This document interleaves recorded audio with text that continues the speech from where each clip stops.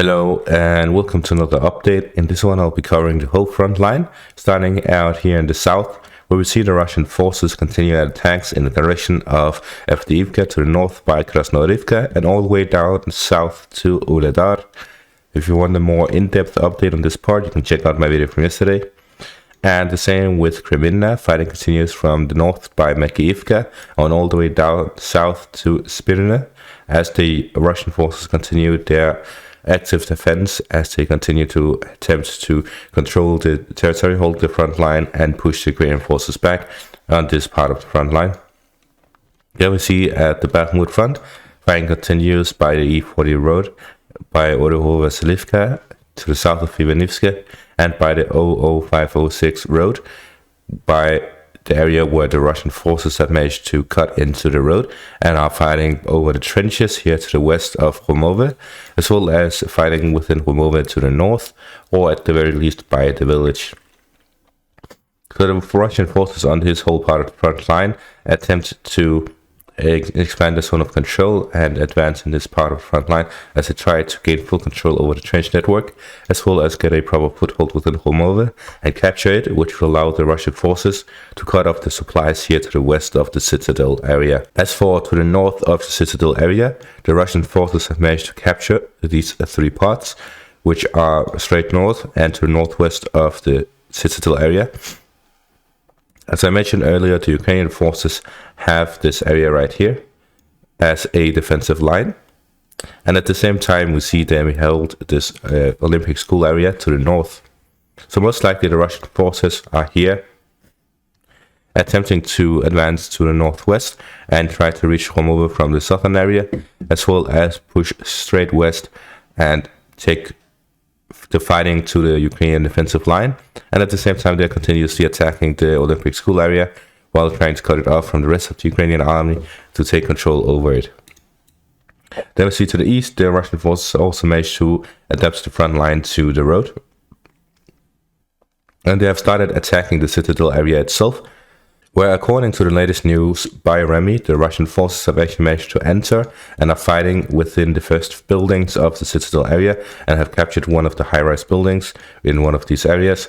So there's a continuous storming, advancement and attack on the Citadel area, especially here to the south. Heavy fighting continues by the intersection. And at the same time, the Russian forces have crossed across the Tchaikovsky Street and are now fighting quite a Jehovah's Witness Kingdom Hall.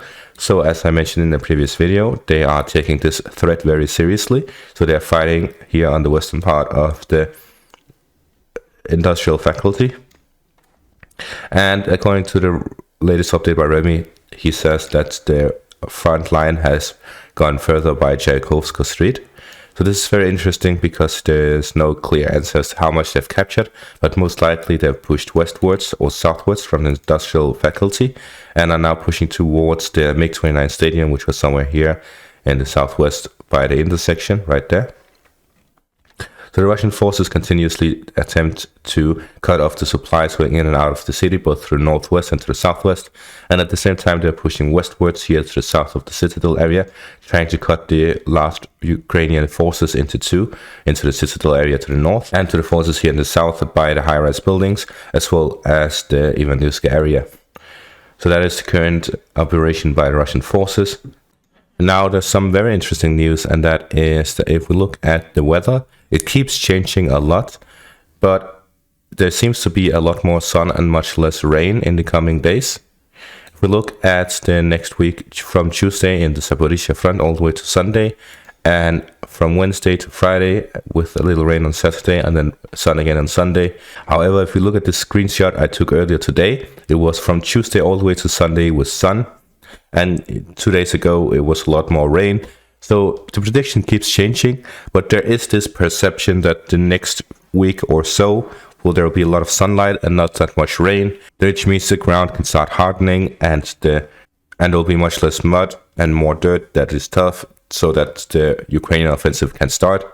So we may see in the next week or so that the Ukrainian forces are able to launch their offensive, and they've already said the only thing that holds them back is the weather, which means that we will most likely see the Ukrainian offensive before May 9th Victory Day, or at the very least, as Prigozhin said, by May 15th.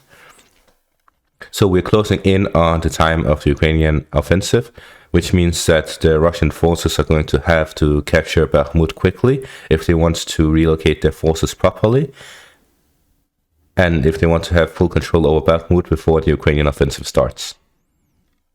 Also, make sure to check out my Patreon if you want to support me and get some exclusive extra content and exclusive live streams for the two versions of $5 version and $10 version. And make sure to leave a like and subscribe if you enjoy my content. And that is all for this update. Thank you all for watching and have a great day.